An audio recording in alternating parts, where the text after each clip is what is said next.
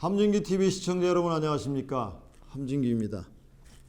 미국 언론들에 따르면 미국 경제가 지금 아주 이상한 징조를 보이고 있다고 합니다. 미국에서 아직은 일자리가 부족한 상황은 아니지만 물가가 1980년대 이래 가장 빠른 속도로 치솟고 있다는 것입니다. 주택시장에 불이 붙었습니다. 소비자들은 미친 듯이 지출하고 있습니다. 그런데도 2007년이 다시 온 것처럼 여전히 경기 침체라는 말이 들려옵니다. 대체 어떻게 된 일일까요? 당장은 아니지만 머지않아 미국에 닥칠 경기 불황을 예고하는 몇 가지 유력한 징조들이 이미 나타나고 있기 때문입니다. 첫째, 상당히 오랜 기승을 부리고 있는 인플레이션입니다. 인플레이션을 잡을 연방준비원회의 무기는 이자율을 높이는 것인데요. 그렇게 하면 대출 이자가 높아지고 경기가 후퇴하기 시작합니다. 그런데 문제는 이자율을 높이는 시점이 너무 늦었다는 것입니다.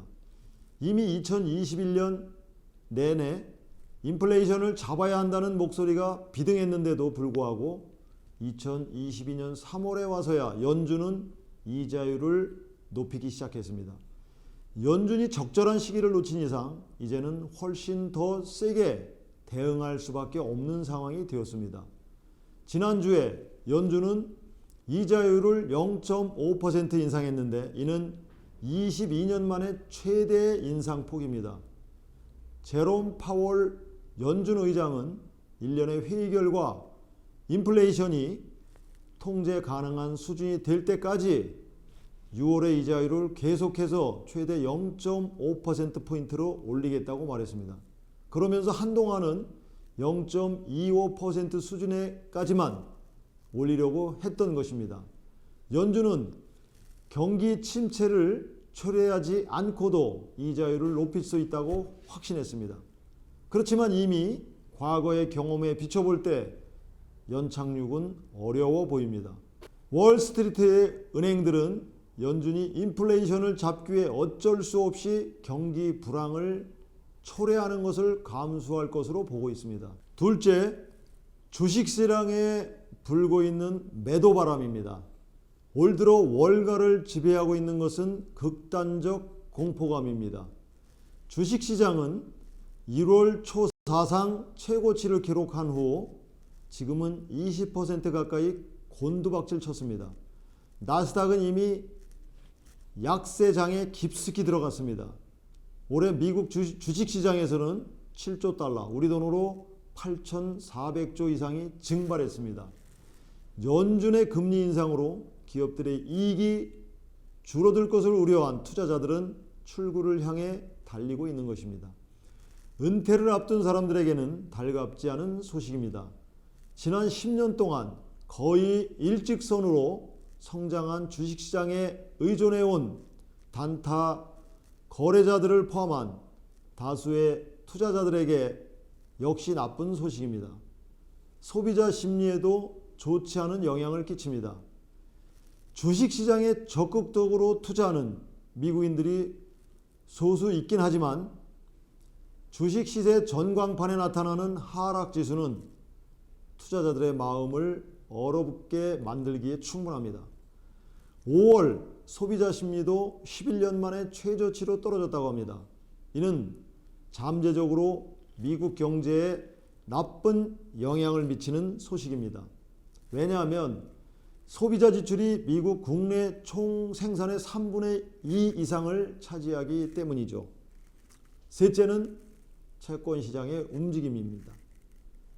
주식 투자가 여의치 않을 때 투자자들은 채권에 투자합니다. 그런데 이번에는 그렇지 않아 보입니다. 채권도 매도세인 것이죠. 수익률을 보면 상황을 파악할 수 있습니다. 국제 수익률과 가격은 반대로 움직이기 때문에 채권 가격이 떨어지면 수익률이 높아집니다. 미 재무성이 발행한 10년 만기채 수익률은 이달 들어 2018년 이후 처음으로 3%를 넘어섰습니다. 연준은 코로나 대유행 이후 경제를 떠받치기 위해 매입해온 대규모 국제 포트폴리오를 시장에 풀기로 결정함에 따라 투자자들도 채권 매도에 나섰습니다.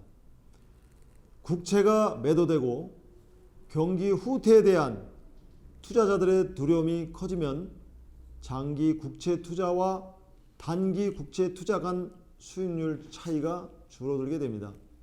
2년 만기 국채 수익률은 지난 3월, 2019년 9월 이후 처음으로 기준치인 10년 만기 국채 수익률을 잠깐 상회했었습니다. 샌프란시스코 연방준비은행에 따르면 1955년 이후 모든 경기 침체가 발생하기 전에는 소위 수익률 곡선 역전 현상이 항상 일어났다고 합니다.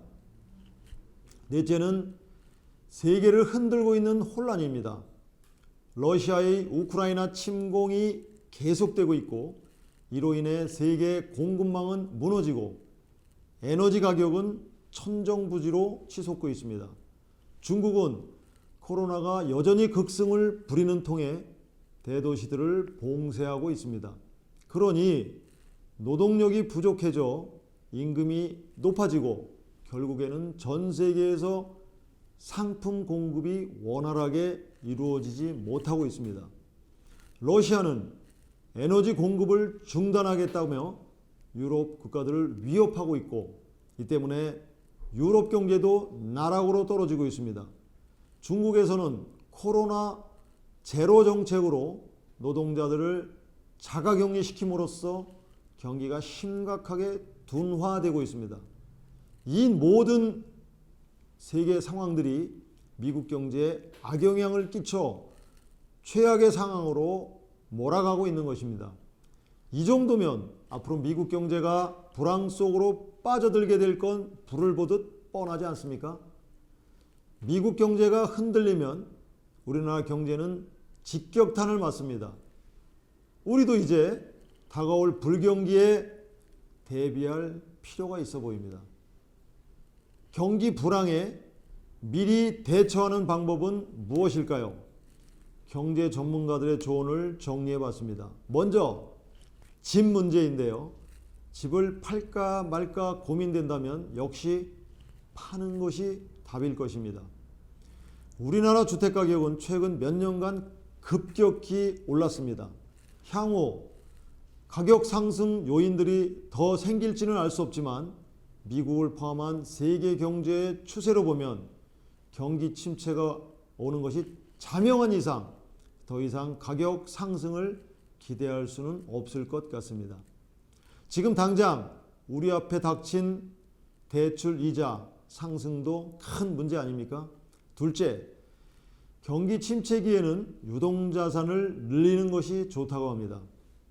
현금이나 언제라도 현금으로 바꿀 수 있는 단기 금융상품 같은 것이죠.